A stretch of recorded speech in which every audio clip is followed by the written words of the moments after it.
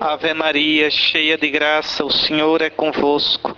Bendita sois vós entre as mulheres, e bendito é o fruto do vosso ventre, Jesus.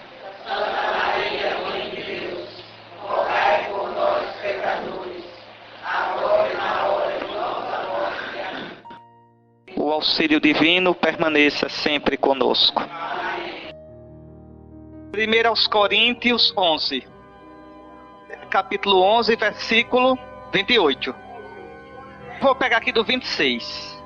Todas as vezes, pois, que comeis deste pão e bebeis desse cálice, anunciais a morte do Senhor até que ele venha.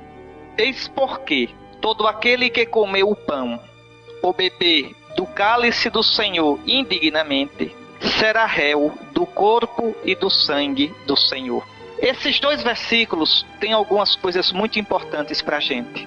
Primeiro, vejam que aqui para São Paulo aparece claro que a celebração da ceia do Senhor é um sacrifício. 1 Coríntios 11, 28. Então, vejam bem, aparece claro aqui que a Eucaristia é sacrifício. Isso é importante a gente ver, porque para os nossos irmãos protestantes, a Eucaristia não é sacrifício.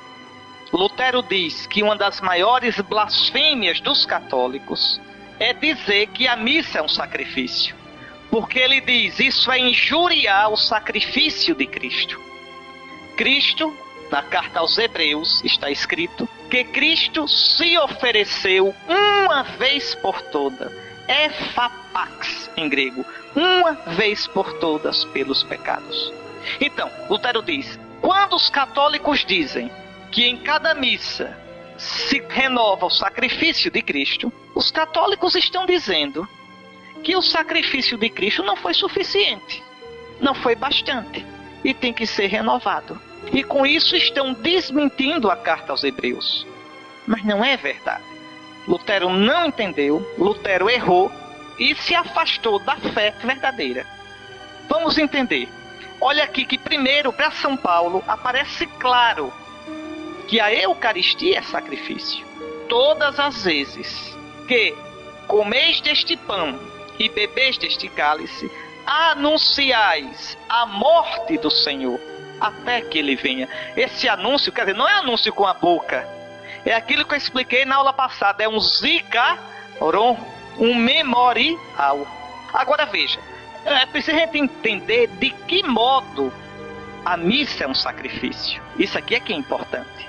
Primeiro, não é um sacrifício cruento.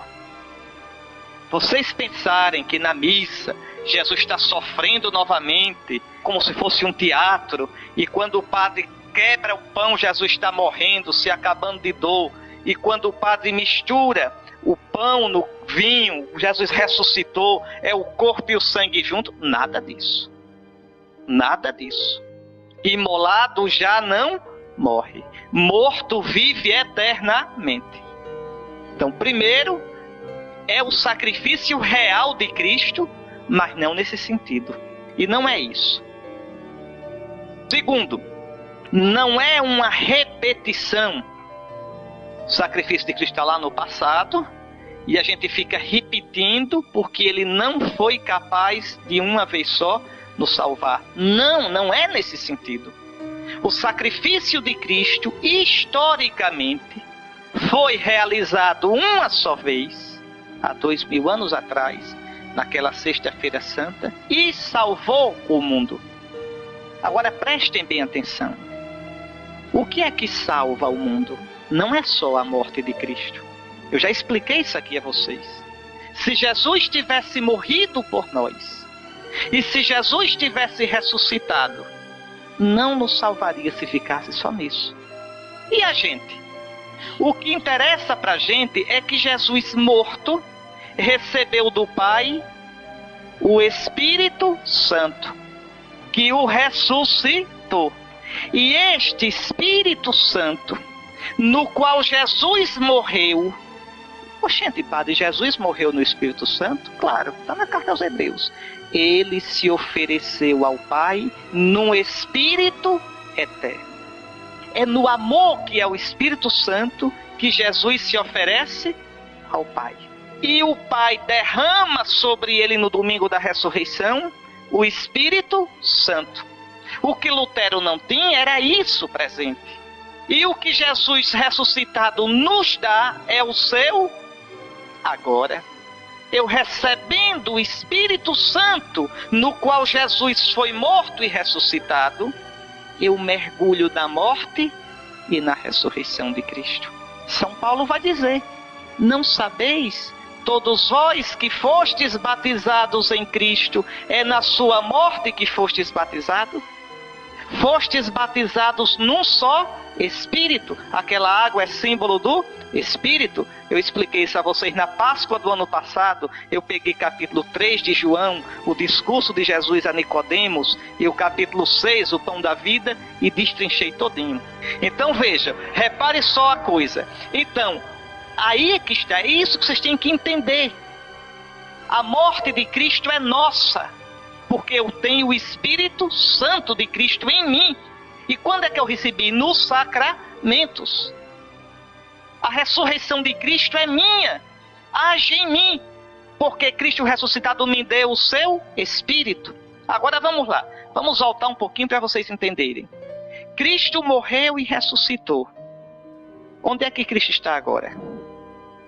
Onde é que Cristo está, minha gente? Está no Pai, está na glória. Muito bem.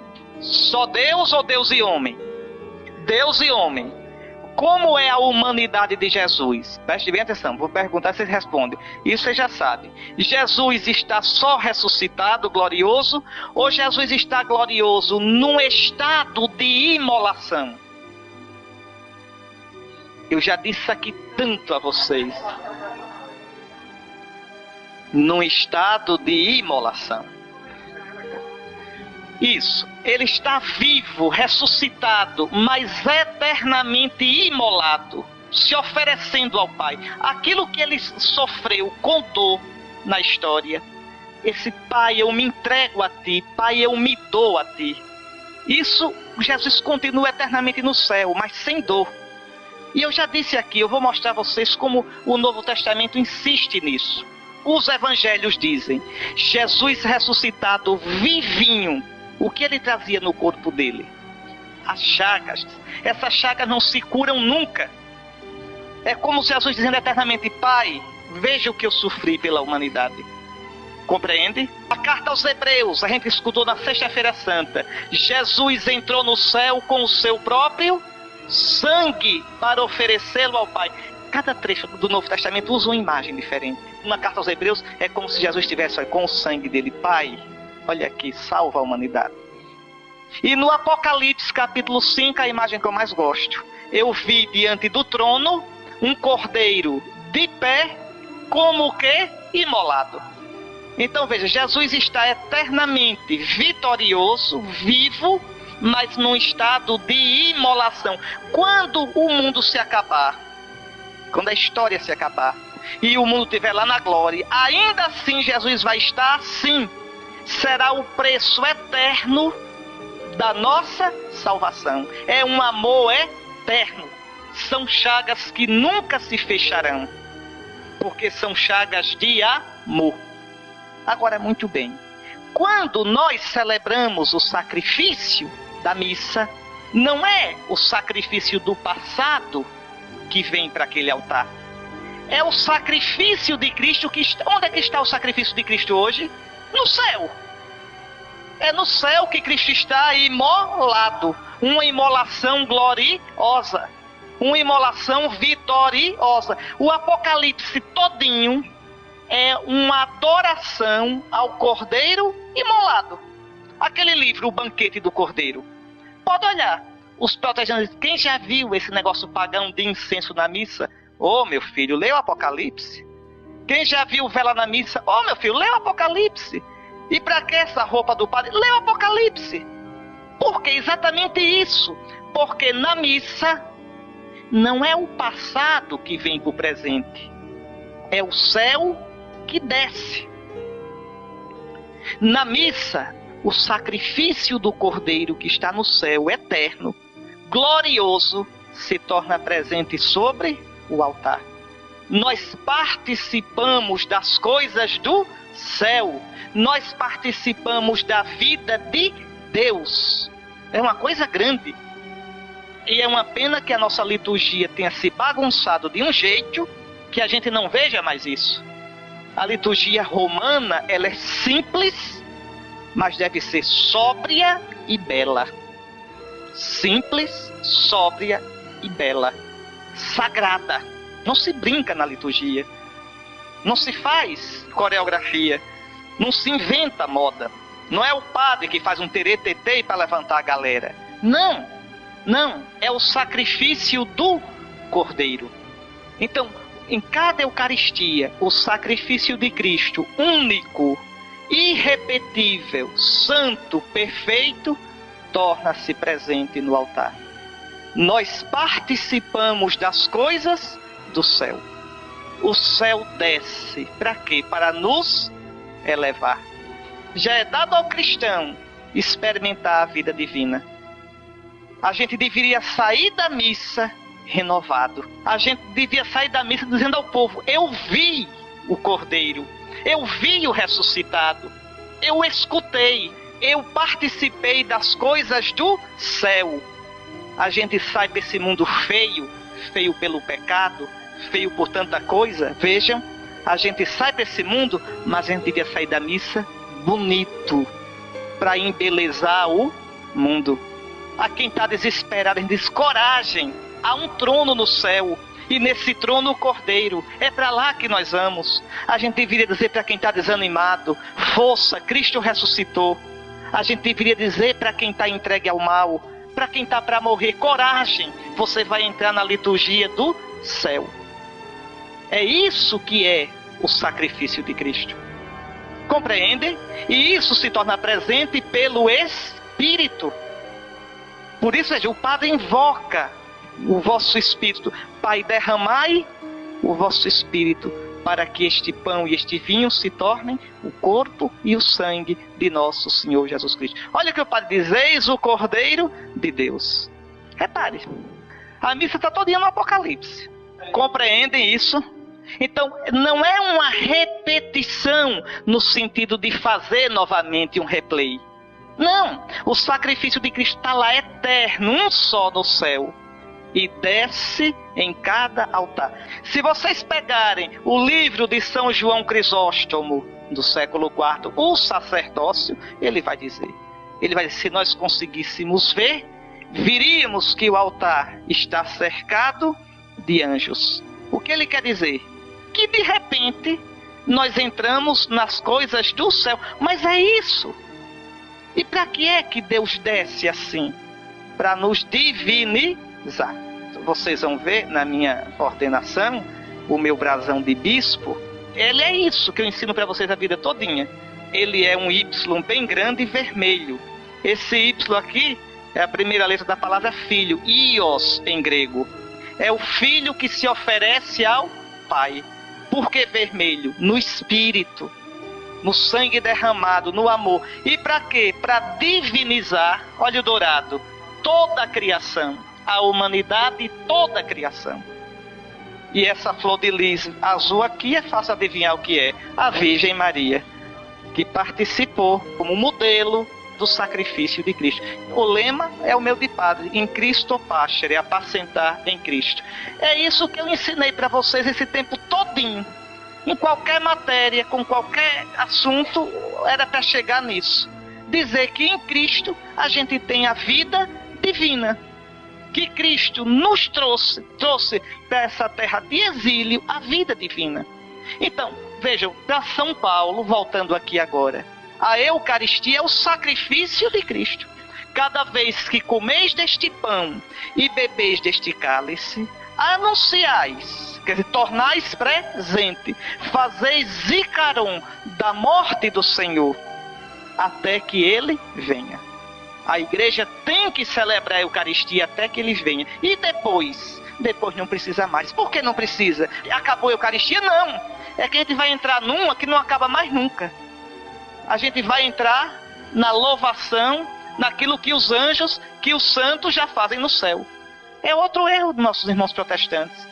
Não tem que rezar com o São, tudo dormindo. Mentira, pega o Apocalipse. É anjo, é santo, é querubim, é serafim, o espírito dos justos. O que mais tem no céu é adoração e louvor e canto. Entende?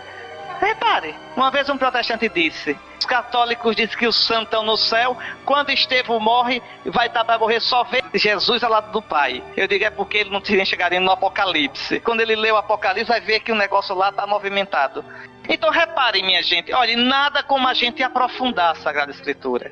Uma alegria que eu tenho de ler a Sagrada Escritura com vocês é que a gente vê que quanto mais a gente conhece a Escritura, mais a gente tem orgulho e segurança de ser católico. Porque às vezes a gente pensa que Bíblia, quem sabe, é protestante. E a gente morre de medo, que se eles pegarem a gente, acabam. É não. Quando um católico sabe Bíblia, acaba com os protestantes. Entende? Acaba com o protestante. Vejam, o outro versículo, que é muito claro. São Paulo afirma a presença real de Cristo. Olha aqui, versículo 27. Eis porque todo aquele que comeu o pão ou beber o cálice do Senhor indignamente será réu do corpo e do sangue do Senhor. Então não é uma figura. Não, aquele cálice é o sangue do Senhor. Aquele pão me faz réu do corpo, porque é o corpo. Veja, eu estou aqui insistindo na presença real. A presença real para São Paulo, aquele cálice não é vinho. Quem beber desse cálice indignamente peca, é culpado não do vinho, é culpado do sangue do Senhor, porque aquele cálice é o sangue do Senhor. E quem comer deste pão indignamente é culpado, é réu, não é do pão, é do corpo do Senhor. Então repare, aqui aparece claro, a Eucaristia, ela tem um sentido sacrificial. Para terminar essa parte, a Eucaristia não é primeiramente uma ceia. Vocês vão ouvir muita gente boa dizer isso. E está errado. A Eucaristia não é uma ceia. A Eucaristia é o sacrifício em forma de ceia. Veja bem, o que a Eucaristia é? Sacrifício. Qual a forma desse sacrifício? Uma ceia. Compreendem? Porque quando se diz simplesmente que a Eucaristia é uma ceia, termina se fazendo da missa uma folia. Entende? Uma folia. Porque quando eu falo sacrifício, tem toda a questão do respeito, da sacralidade. Quando eu falo só ceia, tem toda a questão da convivência, da folia. Não. A Eucaristia não é ceia. É sacrifício em forma de ceia.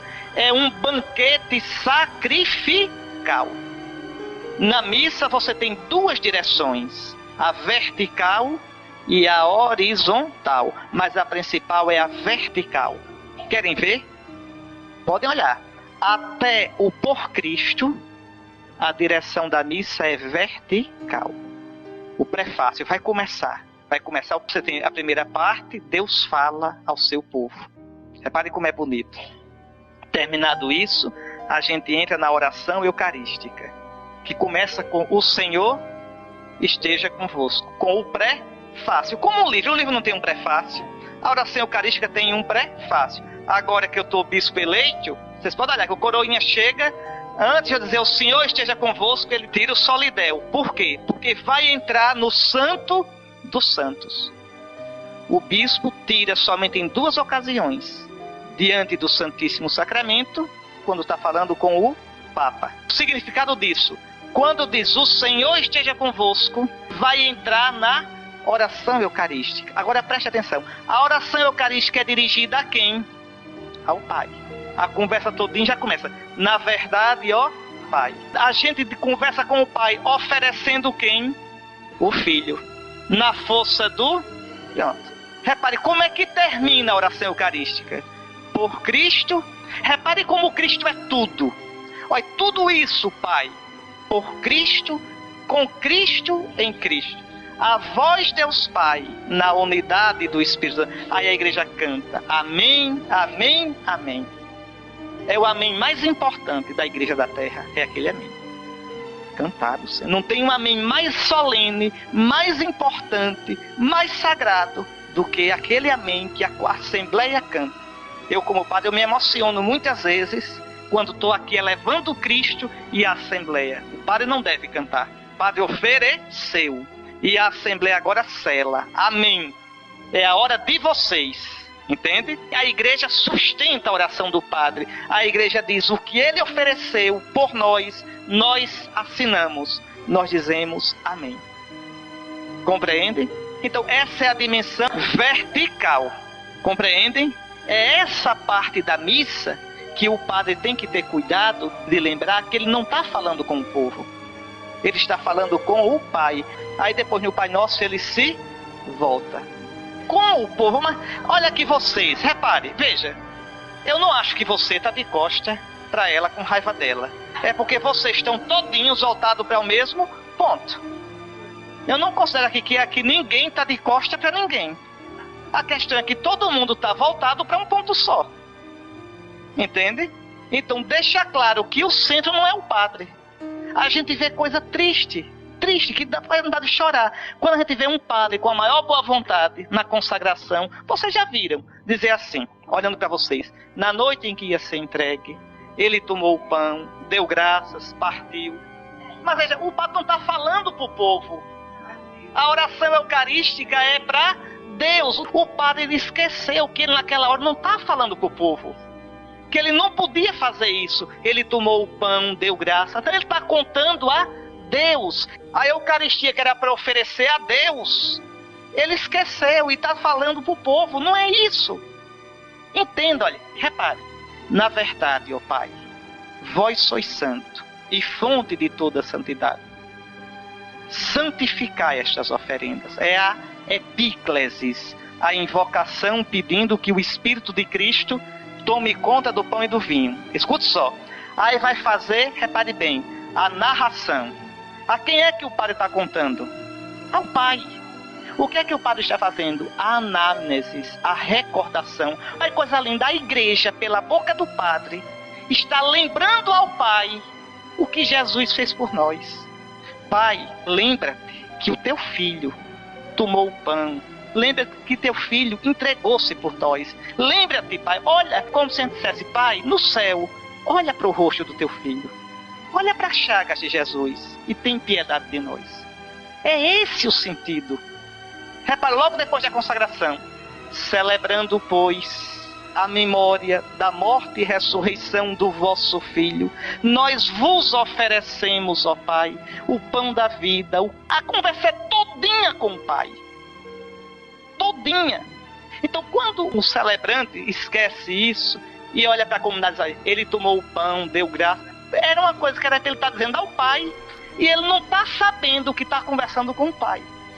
É como se eu dissesse assim: ô Luci, mas você lá e olhando para Iracema. Pronto. Tá vendo? É a mesma coisa. Você simplesmente destruiu o eixo da missa. É grave. É muito grave. Entende?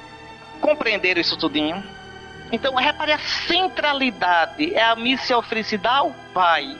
A gente oferece o Filho no Espírito Eterno. É o que está no Novo Testamento. Feito isso, quando é que termina o sacrifício? Por Cristo, com Cristo, em Cristo. Terminou isso. Terminou a grande oração da igreja. Terminou o sacrifício. E agora? Bom, agora a gente vai comer o cordeiro sacrificado. O horizontal. Aí o padre faz, repare, deixa um pouquinho Deus para olhar para vocês. Aí pronto, aí com o padre volta. Isso, graças a Deus, na minha vida de padre, eu tenho muito claro. Na oração eucarística eu não olho para vocês. Eu não celebro para vocês. Eu celebro com vocês. Eu sou, como sacerdote, eu sou representante de vocês diante de Deus. É pontífice. Eu estou diante de Deus em nome do povo. Repare que coisa. Tá vendo? E vocês me sustentam com o amém de vocês. Aí é que o concílio pede, que entenderam tudo errado. O concílio diz: que cuide-se para que os leigos participem ativamente. Ou seja, que os leigos tragam para a missa seu coração, sua vida. Que naquela hora eles estejam se oferecendo. Aí foi que entenderam. Na missa, cada um faça uma coisa. Um passa com o microfone, outro tropeça no fio, outro espante o cachorro, outro faça comentário. Veja, não é nada disso. Se existe uma comunidade que participa da missa, é essa bendita comunidade do livramento. O silêncio que o povo daqui faz na missa é um silêncio cheio. É um silêncio que fala. Repare, vocês participam, eu sinto, eu não preciso levantar a galera. Vocês participam, o povo do livramento aprendeu a participar da missa. No silêncio, na cabeça baixa, no canto suave. Veja, então é essa participação que a igreja queria. Quer dizer, no momento em que o sacerdote oferece o sacrifício, o povo de Deus se coloca todinho. É uma participação ativa. É a minha vida, é a minha alma, é a minha dor, é a minha fraqueza, é o meu medo, é a minha esperança, é a minha doença, é a minha saúde. Veja. Aí depois o padre faz por Cristo, com Cristo em Cristo. Aí a Assembleia faz amém, cantando. Aí sim, aí agora vem a parte horizontal. O cordeiro oferecido será consumido. O sacrifício é um sacrifício de comunhão. Como era no Antigo Testamento o sacrifício de comunhão? O sacerdote tirava as vísceras do cordeiro, queimava no altar, e as partes, a carne, era dividida entre o sacerdote e o povo. Quer dizer, Deus, o povo e o sacerdote comiam a mesma vítima. A missa também. A missa é holocausto, porque Cristo se ofereceu todo, e é sacrifício de comunhão. Agora sim, o padre olha para vocês e faz: rezemos com amor e confiança a oração que o Senhor nos ensinou. Aí depois, Senhor Jesus Cristo. Repare, o padre não tinha falado com Jesus até agora. Aí ele olha: Senhor Jesus Cristo. Veja, agora sim. Senhor, eu não sou digno. Quando São Paulo diz: aquele que come indignamente, é aquele que come sem fazer caso. Comer indignamente é comer sem ter consciência da seriedade. Aquele que come desse pão e bebe desse cálice, sabendo que é pecador, come dignamente. Aliás, a igreja diz todo dia: Senhor, eu não sou digno. Certo, pronto, veja. Que sentido bonito. Tá certo? Então essa é a parte horizontal. Pronto. Então veja, a missa tem essas duas dimensões muito claras. Uma vertical e outra horizontal. E isso aparece aqui. Veja, esses dois versículos, e depois tem mais coisas para a gente ver, mas esses dois versículos, quantas coisas nos disseram? Da oração eucarística. É aquela parte que o padre viria olhar para o céu, por isso que pede que se coloque no centro do altar o crucifixo, virado para o padre. Para quê? Para o padre lembrar que ele não é o dono da bola, para ele ter os olhos fixos em Cristo. Compreenderam isso? Versículo 28. Por conseguinte, que cada um examine a si mesmo antes de comer deste pão e beber desse cálice. Veja, eu vou me examinar exatamente para ver que eu não sou digno. Para ver que a minha comunhão é pura misericórdia. Se existe uma coisa bonita, é isso. A igreja nos ensina todo dia a começar a missa com um ato penitencial. A igreja nos ensina na hora de comungar, dizer: Senhor, eu não sou digno. E não é uma coisa falsa. Mas dizei uma palavra e eu serei salvo. Quer dizer, eu comungo pela tua misericórdia. Os que comungam não é porque são dignos. Os que comungam é porque estão lutando contra o pecado. São pecadores reconciliados. Então, cada um se examine a si mesmo antes de comer deste pão e beber desse cálice. Pois aquele que come e bebe sem discernir o corpo, come e bebe a própria condenação. Agora vamos prestar atenção. Olha aqui, essa frase aqui, que às vezes é entender errado. Aquele que come e bebe sem discernir o corpo. Que corpo é esse? Não. A igreja. Repare, atenção, se fosse o corpo de Cristo, preste atenção, se eu não tenho razão. Atenção, me sigam. Se fosse o corpo de Cristo, Paulo diria, aquele que come e bebe, sem discernir o corpo e o sangue, porque ele se come e bebe. Eu não bebo o corpo, eu bebo o sangue. Mas não, aquele que come e bebe sem discernir o corpo de Cristo, que é a igreja. Qual é a briga de São Paulo? É que eles estavam na ceia com divisão, com partidos. Uns chegavam primeiro e comiam tudo. Lembra qual é o contexto? A divisão que graçava na comunidade de Corinto. O que é que São Paulo diz? Vocês adoram, honram o corpo de Cristo no altar e envergonham o corpo de Cristo, que é a igreja. Veja, vocês têm que entender isso. O corpo do Senhor, que é a igreja, e o corpo do Senhor, que é a Eucaristia, são inseparáveis. Por que é que quem está em pecado não pode comungar? Porque quem está em pecado aparta-se do Cristo e da igreja.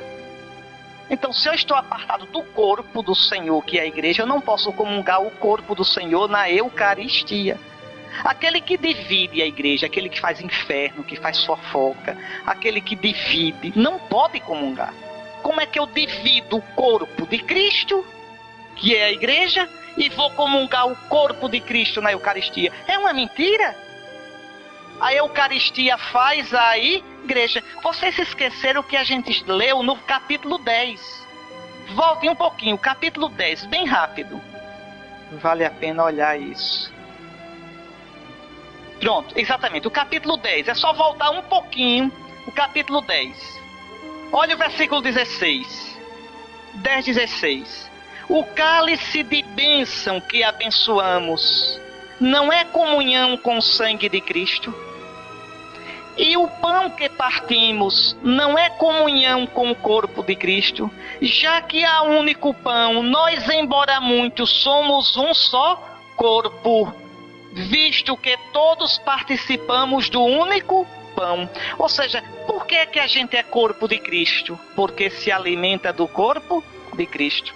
Santo Agostinho diz assim: quando vós comeis do alimento deste mundo, aquele alimento que comeis se transforma em parte de vós. É verdade, não é? Eu como lá o feijão é assimilado pelo meu organismo. Mas quando comeis deste pão, vós vos tornais aquilo que comeis. Eu como o corpo de Cristo para ser corpo de Cristo. Esse corpo de Cristo é a igreja. Por que é que um não católico não pode comungar? Porque ele não está em comunhão conosco, não está em comunhão plena com o corpo de Cristo, que é a igreja. Então, se ele comungar, é uma mentira. Veja, a Eucaristia faz a igreja. A Eucaristia faz a igreja. A gente comungando o corpo de Cristo. Eu comungo o corpo de Cristo. Eu me torno membro de Cristo. Você comunga o corpo de Cristo. Você se torna membro de Cristo. Eu e você, que, segundo a carne, não temos nenhum parentesco, segundo o Espírito de Cristo, somos concorpóreos e consanguíneos. Nós comemos o mesmo corpo e bebemos o mesmo sangue. Nós somos irmãos de verdade. Entende? A Eucaristia cimenta a igreja. A gente comungando o mesmo pão e bebendo o mesmo cálice, cheios do Espírito Santo, a gente diz: o Espírito nos faça um só. Que corpo? A igreja. É isso que São Paulo está dizendo aqui. Diz: Coríntios, vocês comerem o corpo do Senhor, beberem o sangue do Senhor, sem discernirem o corpo, dividindo a igreja, vocês comem e bebem a própria condenação. Vocês adoram o corpo de Cristo no altar e rasgam o corpo de Cristo, que é a igreja. Tá certo? Por isso a gente tem que antes, o que é que eles, cada um se examine antes de comer deste pão e de beber deste cálice. Vejam as consequências práticas da Eucaristia. Quem oprime o irmão, quem é injusto no pagar o salário, quem rouba o seu irmão, quem trata mal o seu irmão, não pode comungar. Quem divide a igreja, quem se omite em edificar a igreja, não pode comungar. A gente criou uma ideia assim: eu não posso comungar porque eu estou impuro. Não! No cristianismo só há uma impureza: o pecado. O pecado. A impureza é a falta de amor. O pecado. Compreendem? Eu estou impuro, não posso receber Jesus. Não, não é isso. O pecado me afasta, rompe a minha comunhão com Deus e com a igreja. Com Cristo, que é a cabeça, e com a igreja, que é o corpo. Repare quanta coisinha nesses 3 versículos. Toda uma teologia da Eucaristia. Vão juntando as coisas. Eu gosto de citar a frase de São Leão Magno: comei deste pão e não vos dividireis. Bebei deste cálice e não vos separareis. A Eucaristia cimenta a igreja. A gente é um só corpo, não é porque a gente é amigo. A gente não é amigo. Amigo a gente escolhe. A gente é irmão. E irmão é Deus que dá. A gente não se divide, não se separa, porque a gente comeu e bebeu do único Espírito Santo na Eucaristia. É o Espírito de Cristo que a gente recebe na Eucaristia que nos mantém unidos. A igreja não é um clube de gente bacana. A igreja não é um clube de amigos. Se fosse isso, a gente já tinha deixado há muito tempo. Há coisas pequenas. O cardeal Ratzinger, o Papa, quando era cardeal que escreveu a vida dele, ele foi sagrado bispo em Munique. E ele não conhecia ninguém em Munique. Ele foi eleito o bispo de Munique e foi ordenado lá. Ele diz: eu não me esqueço nunca quando entrei na catedral. A catedral toda enfeitada, o povo numa alegria, batendo palma para mim. Eu digo: meu Deus, eu não conheço ninguém e ninguém me conhece. E no entanto, em Cristo, nós somos uma família só. Compreendem? Eu tive 2 experiências disso. Uma, quando eu estudava na Itália, eu fui fazer uma missão, porque um colega meu ia se tornar padre, e convidou a gente, ele era italiano, para fazer missão na paróquia dele, no sul da Itália, tá certo? Naquela região do calcanhar da bota da Itália, Apulia, que a gente chama em português de Apulia, Apulia, em italiano é Puglia. Um povo todo diferente. Eu já contei isso aqui uma vez. É Puglia, todo mundo baixinho, do meu tamanho para baixo. Eu procurei uma pessoa mais alta do que eu e não encontrei. Eu achava tão estranho aquilo na igreja. Tudo baixinho. E as mulheres todinhas de lenço na cabeça, como os ortodoxos. Porque eles foram, né? Se vocês estudarem história, eu sou da Itália, formava a Magna Grécia. Então teve sempre uma influência muito grande oriental. Tanto que o dialeto deles ninguém entende nada. Parece o grego. Eu encontrei lá na Puglia gente que não sabia italiano. Porque hoje todo mundo sabe porque tem televisão. Mas antigamente só sabia o dialeto, cada um da sua região. Então eu encontrei as pessoas mais velhas, entendiam o que eu falava italiano. Mas elas não conseguiam falar italiano, só falavam o dialeto. Eu não entendia uma palavra. Então, aí tudo baixinho. E eu me lembro, no domingo, assim as coisas que a gente tem, eu dando a comunhão. Eu dizendo: meu Deus, que coisa. Hoje, eu dando essa comunhão aqui, esse povo tão estranho, é o mesmo Cristo que meus pais estão comungando em Maceió. É o mesmo Cristo que a minha igreja de Maceió está comungando. Ou seja, quem participa da Eucaristia não é estrangeiro em canto nenhum. É a mesma ceia. Aí sim, eles e nós somos um só corpo. Compreendem? Outra experiência que eu tive foi agora. Logo depois de ter sido eleito, eu fui a Aracaju no outro dia. Eu não conhecia Dom Lécio não me conhecia.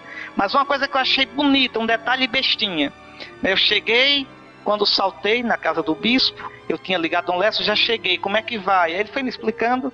Aí quando eu cheguei, estava assim de batina, que cheguei na porta, as freiras que cuidam da casa do bispo estavam na janela, né? Aí, o Dom Henrique. Aí quando eu entrei, me abraçaram, eu disse: licença. Não peça licença, que a casa é sua. Aquilo eu achei tão bonito. Repare, eu não dei um tostão para construir aquela casa, Nunca tive naquela casa, mas veja, porque o bispo de Roma, que é o centro da unidade da igreja, me fez bispo auxiliar dali, então pronto. A casa é sua, não tem que pedir licença. A gente está aqui para acolher o Senhor. Onde é que isso encontra o eixo, a unidade, a fonte? A Eucaristia. Compreendem? Então vocês vejam o que é aquela encíclica que João Paulo II escreveu. A igreja que nasce da Eucaristia. Eclésia de Eucaristia. Entende? Então é isso que São Paulo está dizendo aqui. Isso tudo não é invenção. A igreja foi desenvolvendo a partir do Novo Testamento. Então vejam a riqueza, a seriedade, a gravidade que é comungar. Por isso, Bento XVI pediu que se estude para que se faça voltar, e eu já falei também isso aqui para vocês, os sacramentos da iniciação, a ordem correta, a ordem original. Batismo, confirmação, Eucaristia. O clímax, o ponto alto da iniciação cristã é a Eucaristia. O menino que está pronto para a Eucaristia tem que antes ter recebido a Cristo. Qual é o sacramento que mais me compromete com Cristo? É a Eucaristia. Qual é o sacramento mais perigoso? É a Eucaristia. Porque toda vez que comeste este pão, bebeste este cálice, participais da morte e da ressurreição de Cristo. Veja. Tanto é que na Páscoa, se um adulto vai receber os sacramentos, recebe na ordem certa. É batizado, é crismado e depois comunga. Então essa é a ordem original e a correta. Qual é o mais importante? Qual é o sacramento? A Eucaristia, minha gente. O batismo, aí eu lhe respondo com a frase de São Paulo. Não tiro nem coloco. Fomos batizados num só Espírito para formarmos Então eu sou batizado para a Eucaristia. O centro é a Eucaristia. O Santíssimo Sacramento é a Eucaristia. Eu sou batizado para a Eucaristia. Fomos batizados num só Espírito para formarmos um só corpo. Exato. Os dois sacramentos principais são batismo e Eucaristia. Mas o sacramento, o Santíssimo Sacramento, é a Eucaristia. Repare, numa casa a porta não é o mais importante. Agora, se não tiver porta, você não entra na casa. Se você recebe um convite para um jantar, você vai jantar. Mas se a porta estiver fechada, você não entra. Você abre para eu poder jantar? Então, você é batizado para poder participar da ceia do Senhor. Repita a frase de São Paulo. Fomos todos batizados num só Espírito com a finalidade, e a finalidade é o mais importante, tornarmos um só corpo. Então, eis porque há entre vós tantos débeis e enfermos, e muitos morreram. Aqui deve ter tido alguma doença na comunidade, e São Paulo diz, olha, essa doença, isso aí entre vocês não é um castigo de Deus, não é um sinal de Deus de uma doença que vocês têm na comunidade, não é? Não é uma doença espiritual que vocês têm, está provocando essa doença física? Se nos examinássemos a nós mesmos, não seríamos julgados. Quer dizer, aí é que está. Ah, meu Deus, não sou digno. Se você se examinar e se reconhecer, Deus não julga você. Agora, se você quer se passar por bacano quando está no pecado, Deus desmascara o seu pecado. É esse o sentido. Mas, por seus julgamentos, o Senhor nos corrige para que não sejamos condenados com o mundo, quer dizer, com os pecadores. Portanto, meus irmãos, quando vos reunirdes para a ceia, esperai uns aos outros. Se alguém tem fome, coma em sua casa, a fim de que não vos reunais para a vossa condenação. Quanto ao mais, eu determinarei quando aí chegar. Onde é que São Paulo está? Em Éfeso. Muito bem. Quando eu chegar aí, em que viagem é? Na terceira. Na segunda, São Paulo fundou a comunidade de Corinto. Na terceira, ele estava em Éfeso. Muito bem, na terceira. São Paulo está tratando, então, das divisões na comunidade. E por que é que a comunidade de Corinto tinha tanta divisão? Pela incapacidade de aceitar as diferenças. Diferença de classe social, diferença de mentalidade, diferença de ideia. Eu sou de Pedro, eu sou de Cristo, eu sou de Paulo, eu sou de Apolo. Então repare que São Paulo está tratando de todas as questões que dizem respeito à unidade. Muito bem, falou da Eucaristia, aí já vai entrar num tema que está muito ligado. Quando eu como o pão e o vinho consagrados, eu recebo quem? Eu recebo Cristo, cheio do Espírito Santo. Agora escutem. Eu mastigo aquele pão, que é Cristo. Eu bebo aquele cálice, que é Cristo. E mastigo e engulo. Aquele pão sagrado se mastiga. Não é caramelo, não é confeito. Escute, assim que eu engulo as espécies consagradas, desaparece a presença sacramental de Cristo. Se desapareceu o pão, desapareceu a presença sacramental. A presença sacramental de Cristo é o pão e o vinho. Se não tem mais pão nem vinho, não tem mais a presença sacramental. Ninguém vai dizer Cristo está no meu estômago. Rapaz, vocês não dizem isso, não é? Não diz que o estômago é um sacrário. Então, por quê? A presença sacramental desaparece. Na hora que desaparece o pão e o vinho. Vou dar um exemplo. Vamos supor que uma pessoa doente, louca, já aconteceu aqui uma vez, tenha comungado e tenha cuspido. O padre pega aquilo ali e dissolve na água. Ali não tem mais Cristo. Se desaparecer o pão, se eu não posso dizer, mas aqui é pão, não tem Cristo. Então, quando eu como o corpo de Cristo e bebo o seu sangue, e engolir, a presença sacramental desapareceu, qual foi o interesse de comungar? O que foi que ficou? O Espírito Santo. Aquele pão é cheio do Espírito Santo, é Cristo. Santo Irineu diz, no século II, é comida e bebida espiritual. Quer dizer, é comida e bebida cheia do Espírito Santo. Então, quando eu como o corpo de Cristo e bebo o seu sangue, eu recebo o Senhor cheio do Espírito Santo. E esse Espírito me une a Cristo. Esse Espírito me dá os sentimentos de Cristo. Esse Espírito me une num só corpo. Esse Espírito desenvolve em mim carismas, dons para que eu edifique o corpo.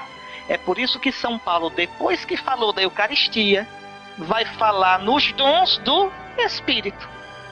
Repare, a coisa segue direitinho. Diga.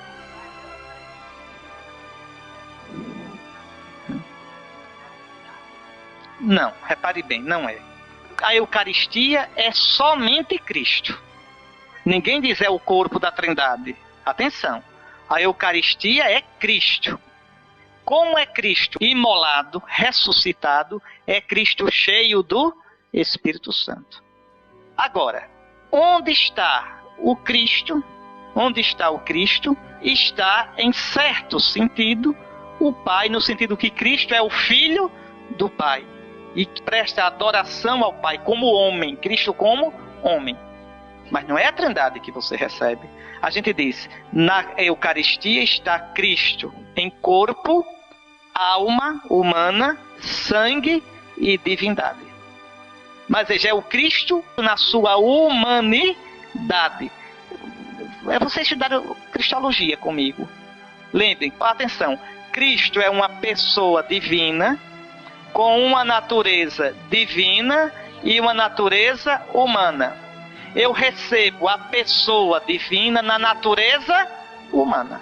Agora, ao receber a natureza humana, a pessoa é divina. E eu recebo também a divindade de Cristo. Mas eu não posso dizer simplesmente que na Eucaristia eu recebo a Trindade. Agora, eu, quando fui batizado, recebi o Espírito Santo, que é Espírito do Pai e do Filho. Quem habita em mim é o Espírito, mas por concomitância, em certo sentido, eu posso dizer que habita o Pai e o Filho, porque onde está o Espírito, que é Espírito do Pai e do Filho, estão as outras duas pessoas. Então, entender agora por que é que São Paulo vai tratar dos dons do Espírito. Estão vendo como existe uma unidade. Repare, vejam o que eu falei hoje sobre Eucaristia, explicando São Paulo. Repare como a Eucaristia é profunda. Repare como a Eucaristia já nos dá a vida divina. Repare como a Eucaristia faz a igreja. Repare como a Eucaristia muda, compromete a nossa vida, a nossa relação com os outros. E repare como a Eucaristia nos proíbe de esconder e cruzar os braços e esconder os dons que Deus nos deu, mas colocá-los ao serviço dos irmãos. É o que São Paulo vai dizer.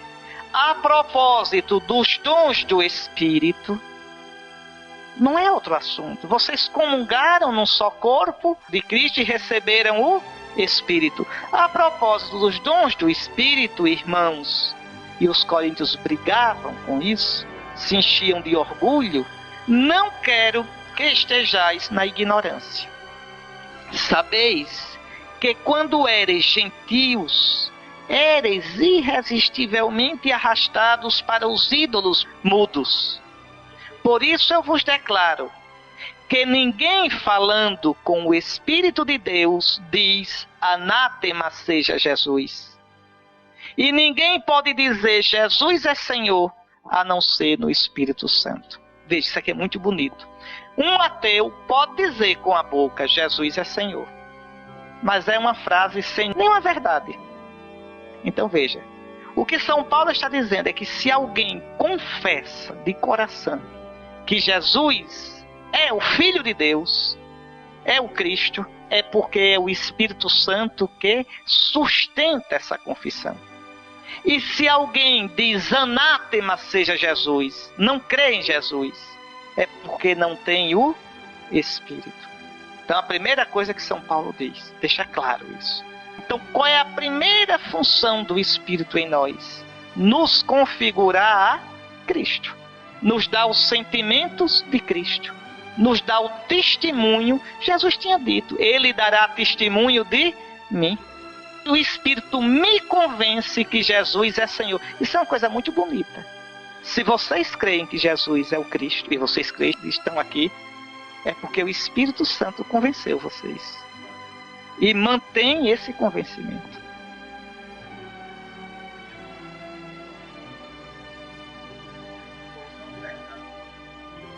Não, o pecado contra o Espírito Santo é uma coisa muito mais complexa. É a pessoa se fechar conscientemente para Deus. E cuidado, não será perdoado enquanto estiver fechado. Se abrir, é perdoado. Não existe pecado irremissível. Aqui tem que entender, quando Jesus não vai ser perdoado, ele chama a atenção para a gravidade. Porque eu me fechando paulatinamente para o Espírito, pode ser que depois não tenha mais volta. Que eu esteja tão longe, tão fechado, tão encruado no meu pecado que não volte mais. Jesus quer chamar a atenção para isso. Mas não há nenhum pecado que a pessoa se arrependendo não seja perdoada. Tá certo? Não pode, porque se houvesse, você teria que dizer que houve um momento em que o pecado foi mais forte que a graça. E nada é mais forte do que a graça de Cristo é vitoriosa. Então, é muito sério isso. Pronto, depois disso, por que São Paulo diz isso? Porque os cristãos de Corinto se arranhavam uns aos outros. O pessoal que não era do meu grupo, eu dizia, não, esses aí não é obra de Deus, não. A obra de Deus é o meu grupo, é a minha espiritualidade. Pronto. Ou seja, não foi do meu grupo, São Paulo diz, epa, peraí. Se aquele lá diz Jesus é Senhor e aquele outro também diz, os dois têm o Espírito Santo. Se reconheçam como irmãos, ainda que tenham sensibilidades diferentes. Essa é uma das coisas mais bonitas da Igreja Católica. Ela é católica também por isso. É uma mãezona bem grande que acolhe todos os filhos. E repare os protestantes como é interessante. Se um pastor discorda do outro do jeito de rezar, funda outra igreja. É uma uniformidade. Pronto. Na igreja católica não. E aqui está a beleza do ministério petrino, do Papa. Repare, vamos pegar aqui a doidice de São Francisco de Assis. Aquele monte de frade, mendicante, aquela doidice. Quando o Papa disse, eu aprovo, pronto. Quem gostava achou bom, e quem não gostava calou o bico. Disse, bom, eu não gosto, mas se o Papa aprovou. Agora mesmo, 800 anos da regra, foi bonito lá porque os 3 gerais, dos capuchinhos, dos franciscanos e dos conventuais, eu achei tão bonito, os 3 ajoelhados diante de Bento XVI, de joelhos, repetiram o gesto de São Francisco, que de joelhos, diz na regra, Frei Francisco e seus irmãos prometem, hoje e para sempre, para o futuro, obediência e reverência ao Senhor Papa Honório, e fidelidade à Igreja, à Santa Igreja Romana. Então, 800 anos depois, os 3 gerais lá de joelhos, nós prometemos obediência e reverência ao Senhor Papa Bento. Então, como é interessante o ministério de Pedro. Quando o Papa reconhece o movimento, tem gente que não suporta os arautos do Evangelho. É direito não gostar, mas não pode não suportar, porque o Papa aprovou. Não gosta da renovação carismática. Não é obrigado você a ir nem falar em língua. Mas o Papa deu cidadania na igreja à renovação carismática. Entende? Aqui está a catolicidade da igreja. Mas eu não entendo, eu não gosto. Sim, mas você não é o Espírito Santo. O Espírito Santo que suscitou a sua sensibilidade, suscitou a daquele outro. Mas por que aquilo? Ah, ele sabe, a gente não sabe. Ele sabe, é porque é para o bem de todos. Eu acho isso lindo na igreja. A igreja é uma casa bem grande. Jesus disse, na casa do meu pai há muitas moradas. Quando eu leio isso, eu só me lembro daquelas casas de engenho. Casa grande de fazenda, que tinha não sei quantos quartos, com cama doidada. Pronto, é assim a casa do pai. Tem lugar para todo mundo. E isso é que é bonito. E existe na igreja um ministério, na igreja universal, o de Pedro, na igreja particular, o bispo, que garante a diversidade na unidade. Uma diversidade que não seja divisão. E uma unidade que não seja uniformidade. Compreendem? Veja, isso tudo vem da Eucaristia. Então repare que a gente tem que se converter o tempo todinho. Se converter no sentido de dizer, meu Deus, eu não entendo, eu não gosto, mas a igreja não é minha, é sua. E o Senhor suscitou, entende? Então existe um processo de conversão em todos nós. De conversão. De deixar o murmúrio do Espírito. É uma coisa que eu sempre procurei aqui no Livramento. Chega um e diz, padre, a gente pode fazer reunião aqui? Eu digo, gente, pode. Pode fazer reunião de não sei o quê? Pode. Se é coisa aprovada pela igreja, eu não sou o dono da igreja. Na igreja tem que ter o meu tamanho. Entende? Agora, o ministério do Papa e o do Bispo velam para que essa diversidade não se torne divisão. E para que a originalidade de cada um não se torne coisa excêntrica.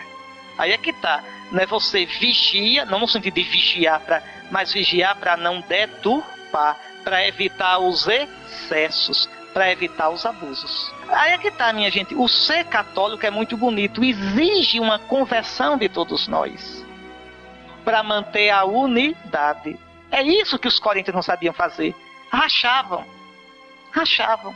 Não é fácil manter a comunhão. Entende? Não é fácil, porque o outro às vezes pensa totalmente diferente. É por isso que em cada missa a gente tem que dizer o nome do sucessor de Pedro. A igreja una, em latim diz, una cum Papa nostro, que tu, Senhor, conserves a igreja una com o nosso Papa.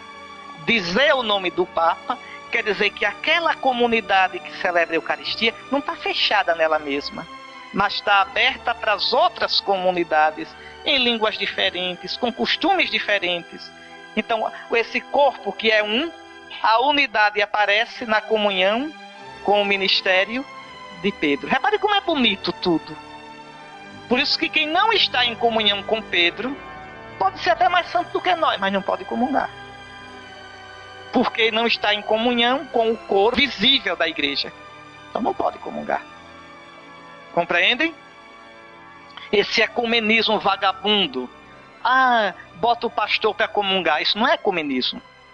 Isso é traição à verdade. Não pode de jeito nenhum. Eu não posso dar o que eu não tenho. Se o pastor não tem comunhão comigo, como é que eu posso dar comunhão? Isso não é comunismo. Isso é mentira, isso é monganga. Sim, isso é samba lelê. Não pode. E o diretório ecumênico da igreja é muito claro. Só pode comungar na Eucaristia quem é católico. O patriarca de Constantinopla, o patriarca, que é um bispo verdadeiro, quando vai a Roma, participa da missa com o Papa e depois do credo, abraça o Papa e se afasta. Vai para uma cadeira. Por quê? Porque não está em comunhão plena. O Papa foi agora à Turquia, não comungou na missa do patriarca. E eles olham para o outro e dizem: meu Deus, que saudade da comunhão. Meu Deus, ajude a gente a chegar ao ponto em que a gente volte à comunhão plena para comer do mesmo pão e beber do mesmo cálice. Essa é a verdade, não a mentira. O resto é carnaval, não tem verdade, só tem mentira. Só tem mesmo você pegar o sacramento que é da igreja e fazer seu.